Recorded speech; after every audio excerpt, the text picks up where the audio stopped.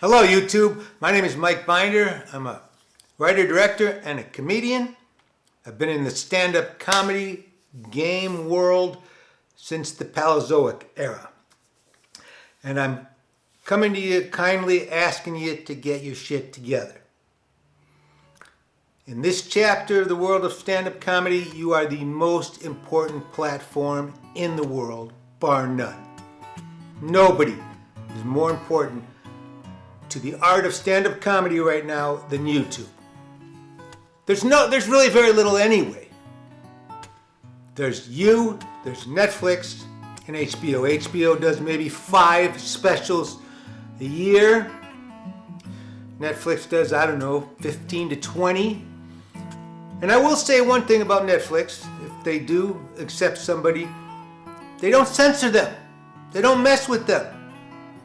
They put them up and they let them say what they will. And I will say something about censoring comedians. I don't know why you would do it. I don't know why you would demonetize. I don't know why you would be... At least come out with a set of words, a uniform set of subjects. You can't do these. It's so amorphous. And case in point, the great Fahim Anwar just put up his second YouTube special. He makes them with his own money. He works his butt off, this guy. And he, in your defense, you have a liaison that worked with him. He wanted to put out the word. He was worried about a joke that said the word faggot. And you said, you guys can say faggot. You could say faggot. It's okay. Which was okay, cool. He was worried about it. You told him to keep the joke in. There was one other word you said he couldn't say, the C word, Corvette. And you said, just keep it in. He put it in. He even put it up 10 days early to make sure it passed all the tests and everything. He was so careful and so, went out of his way. He puts it up, and someone in the marketing department or something dings it, demonetizes it, calls it 2 or 3, and then it's like, oh yeah, we can't change that. But it's not right. And I made a special with the comedian Brian Holtzman. Was demonetized, which I get it. It was crazy. But I've made specials for Netflix, for HBO, for Showtime. I've made so many specials over the years. And I will say one thing. First of all, I don't even call them, I think they're really just, they're albums. This is how stand-up comics, artists today, document the work they've been doing over the last 18 months to 2 years with these specials. And the fact of the matter is,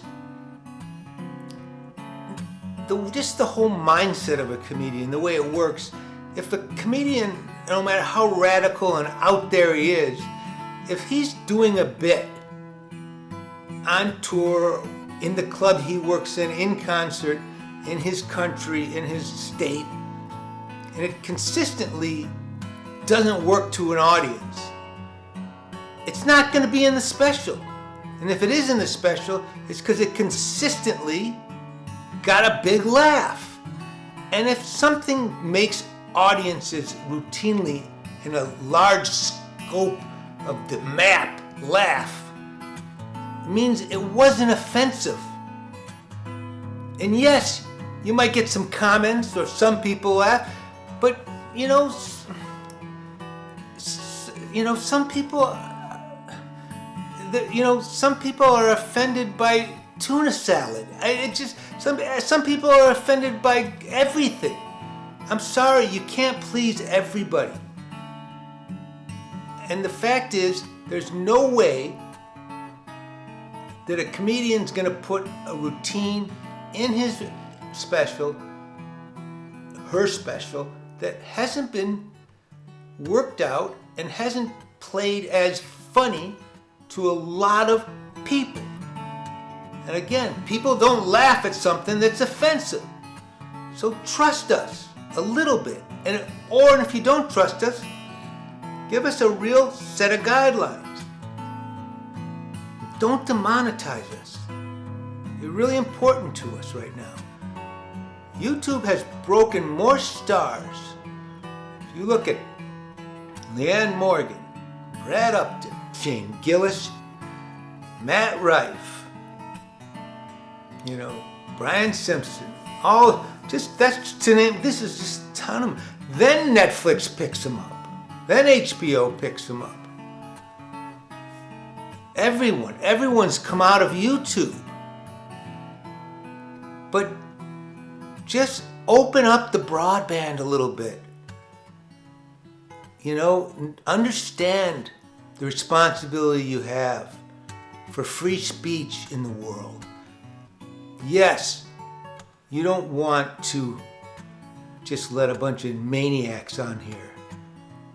But also, you don't want to squelch creativity. I know you don't.